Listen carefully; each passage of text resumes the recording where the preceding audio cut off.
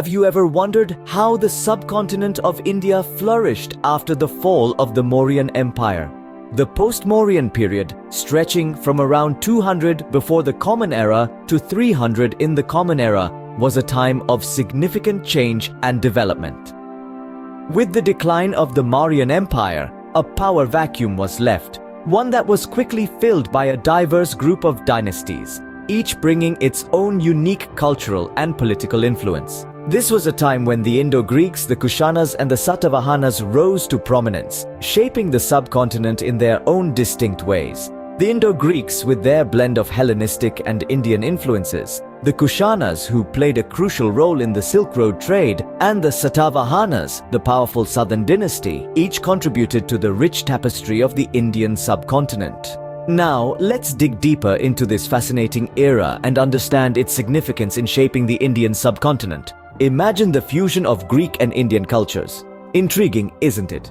Now let's delve into the fascinating realm where the Hellenistic world met the ancient subcontinent. We're talking about the Indo-Greek rule, a period that not only saw a blend of these two distinct cultures, but also led to significant contributions to art and architecture. As we rewind the clock back to around 200 years before the Common Era, we find ourselves in the midst of the Indo-Greek kingdom. It was a realm that stretched from the borders of modern-day Afghanistan to the heartlands of northern India.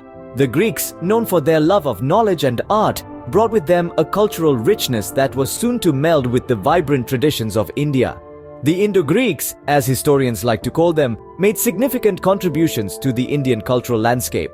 One of the most notable among these was the evolution of the Gandhara school of art. This was a unique blend of Greek artistic techniques and Indian spiritual themes. It was in the crucible of the Gandhara school that the first anthropomorphic representations of Buddha were created, a departure from the earlier aniconic traditions.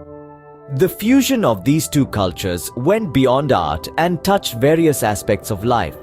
The Greeks introduced their sophisticated urban planning principles, leading to well-planned cities and towns. They also left an indelible imprint on Indian coinage, introducing the concept of realistic portraiture. The Indo-Greek rule was a time of cultural exchange and adaptation.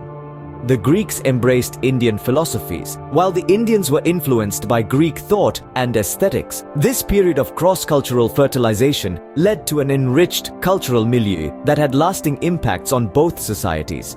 This beautiful amalgamation of cultures gave birth to a unique heritage that still resonates today. The Indo-Greek period is a testament to the power of cultural fusion, reminding us that when different worlds meet, they create something truly extraordinary. So as we continue our journey through the annals of history, let's carry with us the understanding that cultures, much like rivers, grow richer when they merge. Ever heard of the Golden Age in the history of India? Let's unravel the story behind it.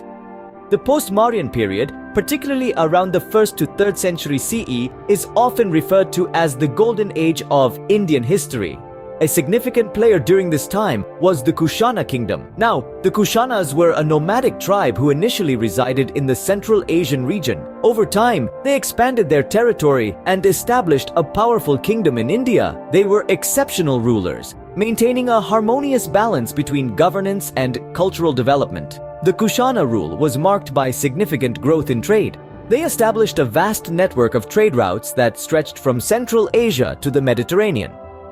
One of their notable contributions was their active involvement in the Silk Road, a major trade route that connected the East and the West.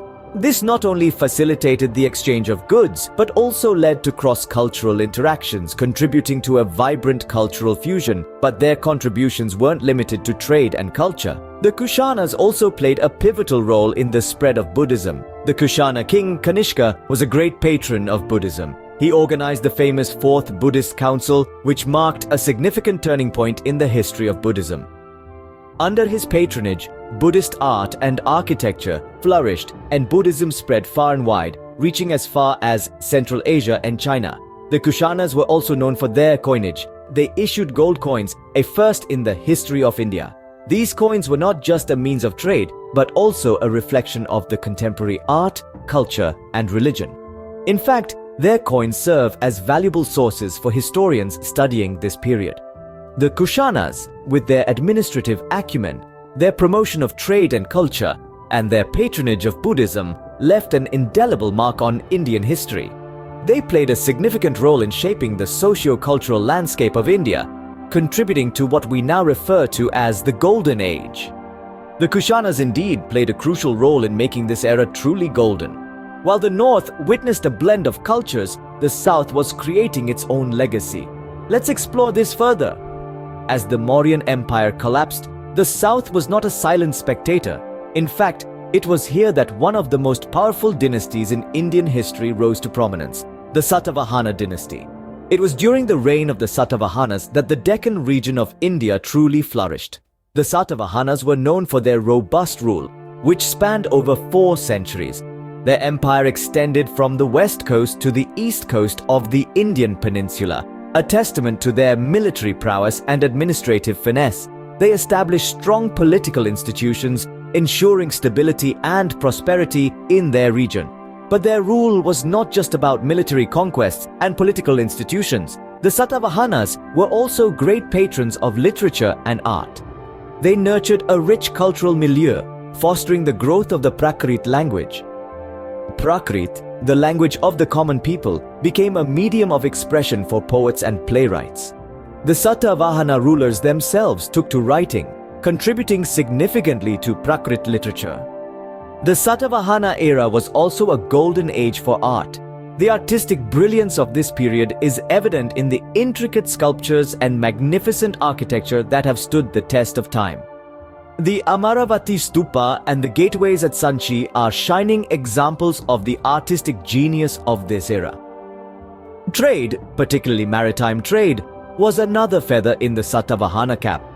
They capitalized on their coastal territories, establishing thriving trade links with the Roman Empire and Southeast Asia. This not only boosted their economy, but also facilitated cultural exchanges, further enriching their society. The Satavahanas, in essence, were visionaries. They understood the importance of a balanced rule, one that combined military strength with cultural richness.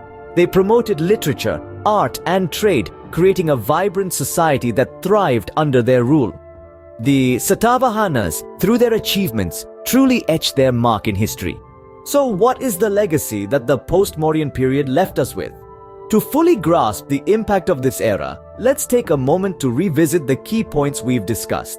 The post-Mauryan period, spanning from around 200 before the Common Era to 300 in the Common Era, was a time of profound cultural and economic transformation in the Indian subcontinent. During this period, we saw a remarkable fusion of cultures.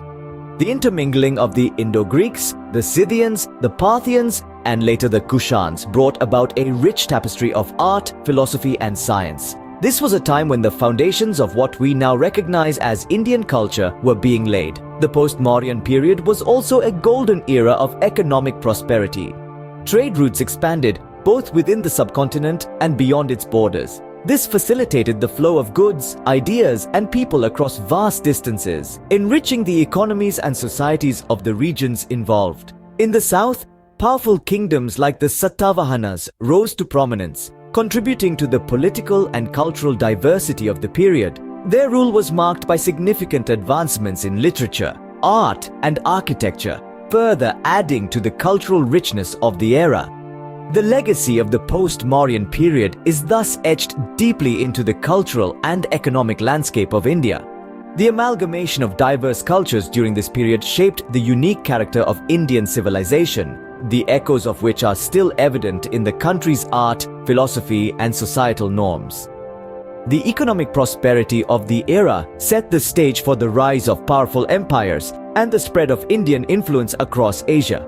Indeed, the post-Mauryan period was a crucial chapter in history, shaping the Indian subcontinent in ways that can still be felt today. So, when you marvel at the intricate carvings of an ancient temple or enjoy a cup of spicy chai, remember that these are fragments of a rich and vibrant past that continues to live on in the present.